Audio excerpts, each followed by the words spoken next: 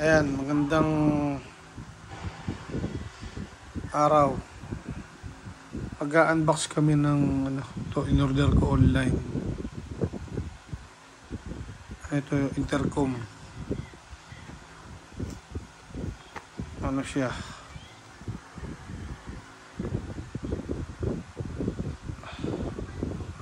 Ano ito? Intercom system made in China. Ano ito? Hindi siya branded,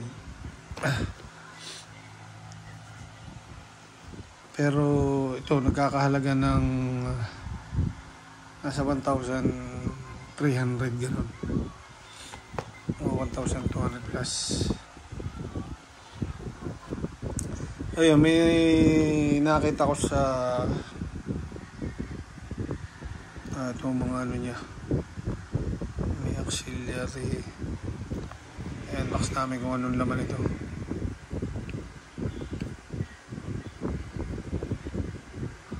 Ayun, maximum talking distance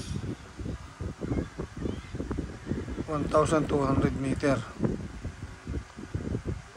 Connect with phone, auto receiving call, auxiliary access, GPS navigation, Bluetooth, full duplex talking.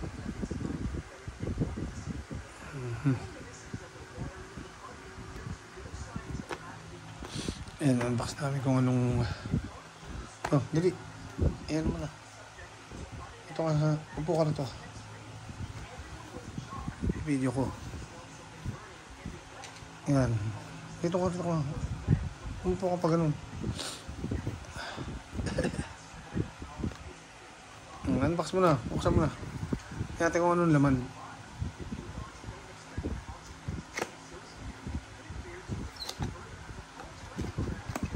Ayan, buksan namin. Ayan, ang laman niya. Ano ito? Ito, manual.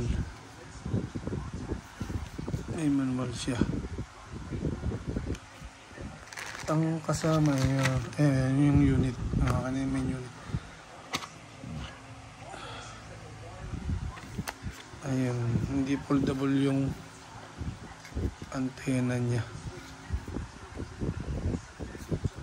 Hindi siya nakafix.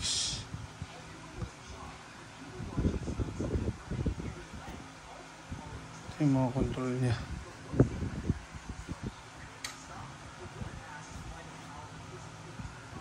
Ang power, hindi ko natitingnan sa manual.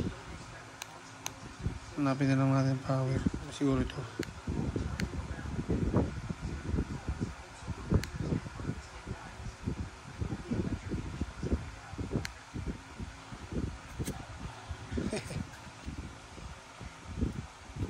Baka ito.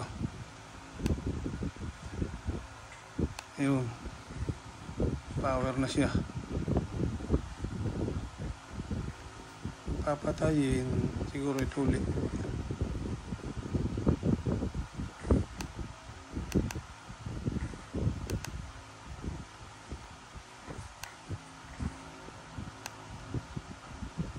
Ayaw. Ayun. Yun ang pag bubuksan mo ito, pagpapatayin doon. Hindi ko natin sa manual. Sa ako na lang re-reviewin. Ano ko muna ito? Ano yung nakikita yung paa mo? Bubuksan mo ito. Dali.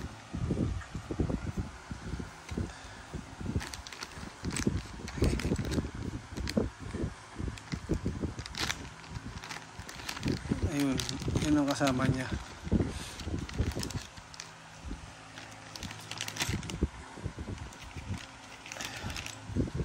Ito yung mic. At saka mic, speaker. Ayan, dalawang speaker.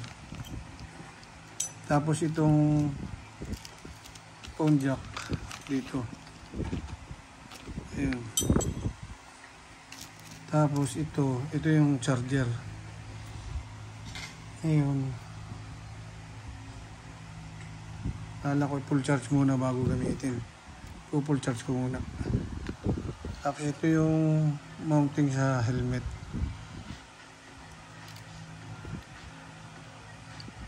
Para dito.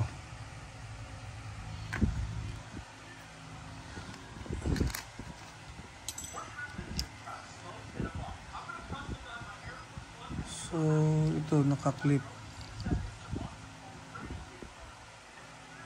Naka-clip sa side ng ano. Ngayon may tinutornilyo siya. Saan ba tinutornilyo ito? Ay, doon rin ito. Tatanggalin mo to, ito papalit mo.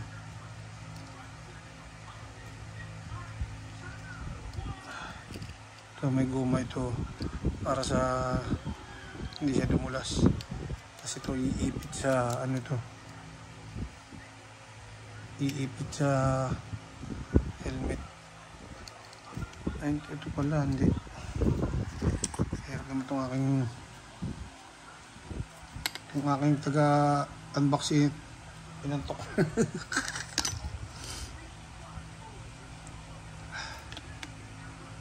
Yun ang ano nito, i-slide doon. Yan, i-slide doon kasi ito nakaklip sa helmet sa side. Ngayon may clip siya, meron din siyang naka-permanent para hindi mo natatanggalin. Ito yung tornilyo niya. At ito ito yung ano,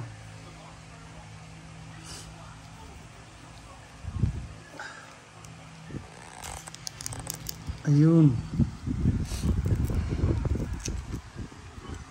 dalawa siya.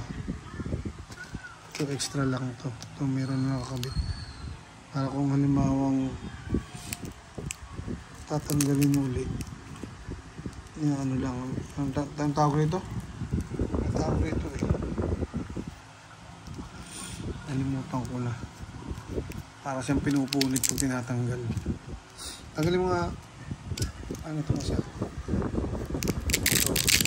Ayan, para pinupunit. Ito na rin ang speaker. Ngayon, yun lang mga laman niya. Ito may Allen key kasama. At saka Allen key at saka Phillips screw. Ayan. Dikit mo dito.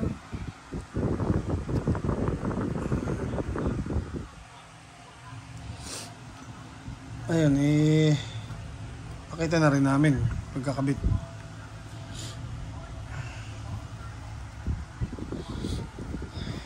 Kakabit na natin. Ito, sa kaliwa to eh. Laging ganyan na position siya. Ayan, kaliwa. Ayan, na ganyan. Kasi yung laging sa harap po. Pero karaniwan rito eh. Itong tapat na ito eh. Tapat na yun. Ayan. Kakabit na namin.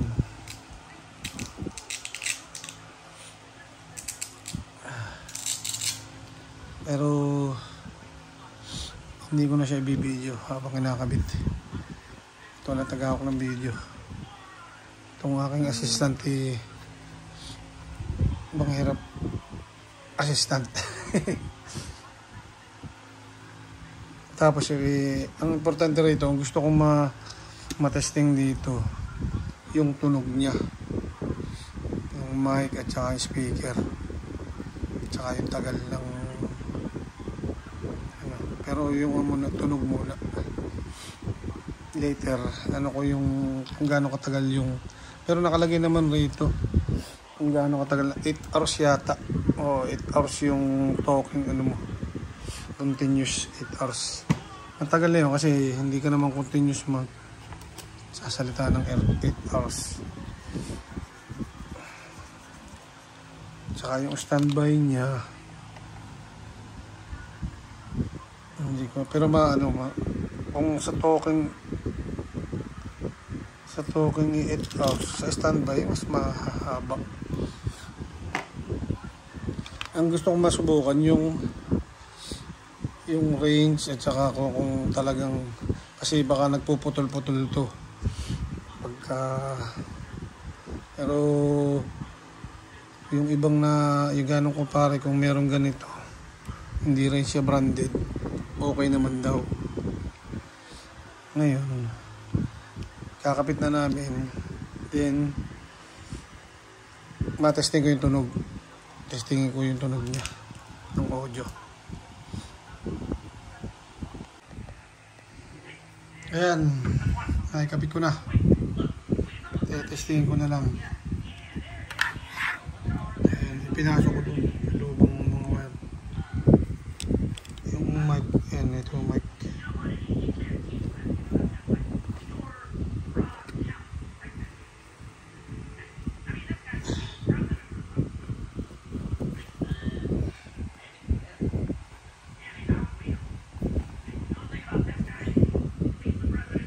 Ayan, okay na siya. Ngayon, testing ko muna sa cellphone connection saka yung tunog niya. Subukan yung audio. Ayun lang, at ayan, mga natira pang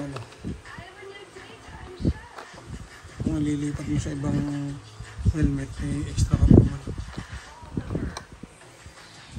Hindi ko na binidyo yung pagkakabit. Walang tagahawak ng camera. Pero madali lang naman. May instruction naman rito. Madali lang. Hindi mo kailangan ng mataas na skill para masundan.